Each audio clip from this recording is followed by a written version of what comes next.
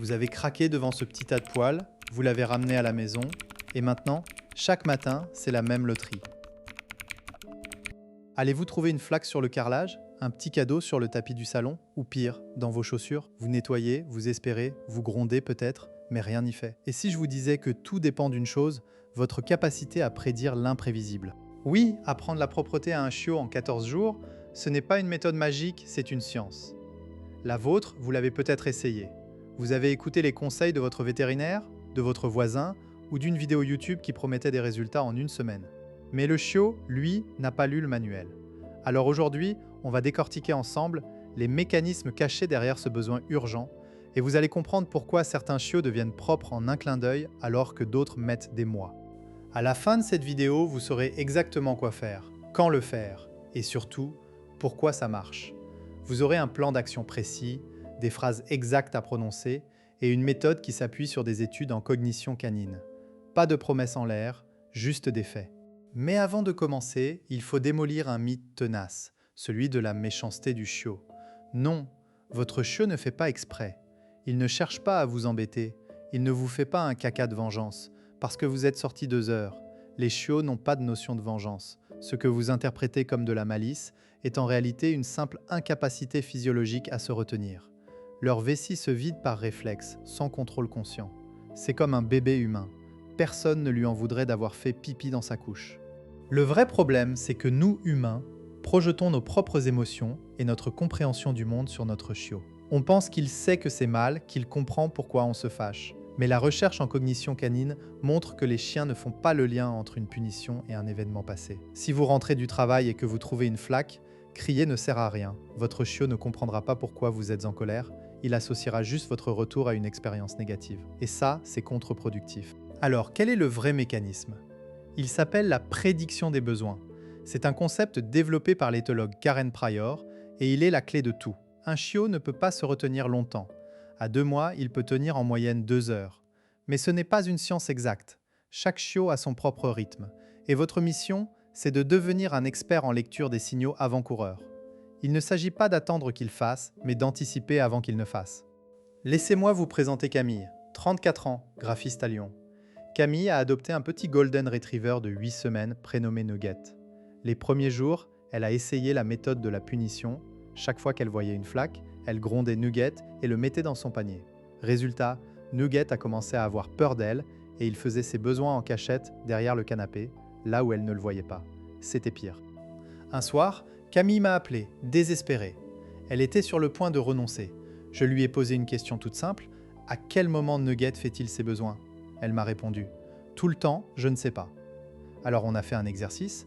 Pendant 2 jours, elle a noté sur un carnet l'heure exacte de chaque accident. Et là, un schéma est apparu. Nugget faisait systématiquement pipi 20 minutes après avoir bu et caca 15 minutes après avoir mangé. Bingo! On a mis en place un planning. Toutes les 2 heures, Camille emmenait Nugget dehors et surtout 20 minutes après chaque repas. Elle a aussi appris à lire les signes avant-coureurs. Nugget tournait en rond, reniflait le sol ou s'accroupissait légèrement. Dès qu'elle voyait ça, elle l'emmenait dehors immédiatement. Pas de punition, pas de cri.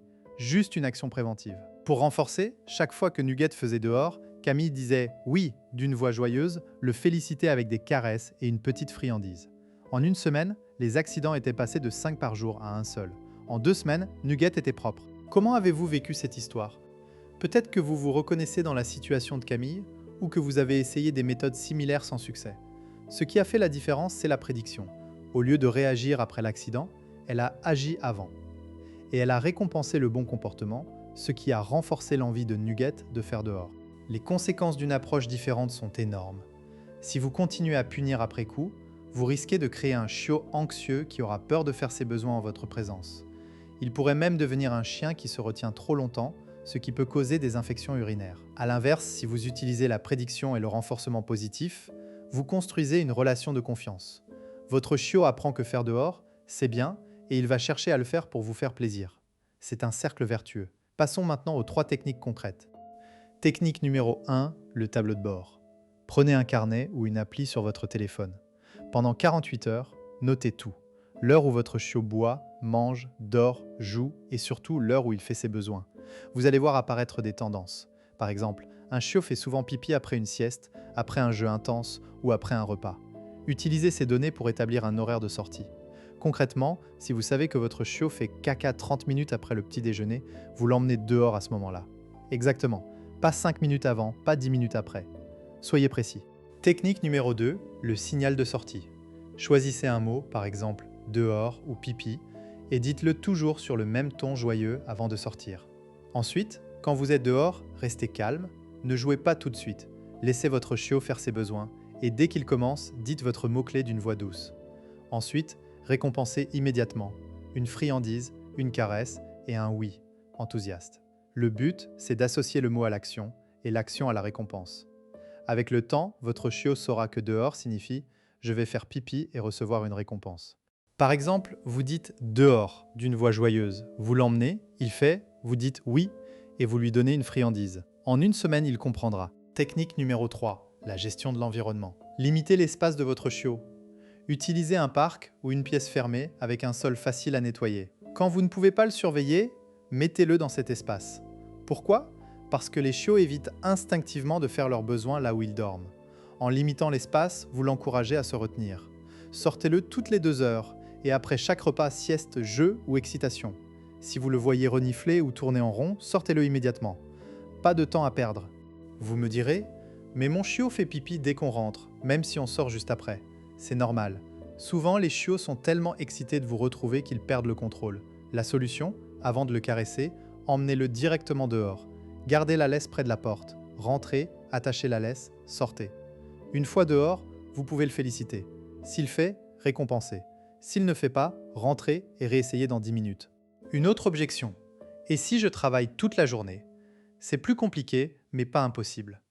Vous pouvez demander à un voisin ou un pet-sitter de passer à midi, ou utiliser un tapis d'entraînement à la propreté, mais placez-le loin de son couchage et changez-le régulièrement. L'idée, c'est de lui donner une option acceptable quand vous n'êtes pas là. Et progressivement, vous réduirez la surface du tapis jusqu'à ce qu'il n'en ait plus besoin. Enfin, n'oubliez pas que votre chiot n'est pas un robot. Il y aura des régressions, surtout en période de poussée de croissance, de stress ou de changement d'environnement. Restez patient, cohérent et surtout, ne punissez jamais après coup. Si vous avez un accident, nettoyez sans faire d'histoire et reprenez le planning. Pour conclure, vous avez maintenant toutes les clés en main. Un plan en 14 jours, basé sur la science de la prédiction des besoins.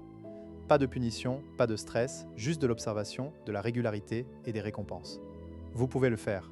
Et si vous avez des questions, laissez un commentaire, je réponds à tous. Si cette vidéo vous a aidé, n'oubliez pas de vous abonner et d'activer la cloche pour ne rien manquer. Et moi, je vous donne rendez-vous très bientôt pour une nouvelle vidéo.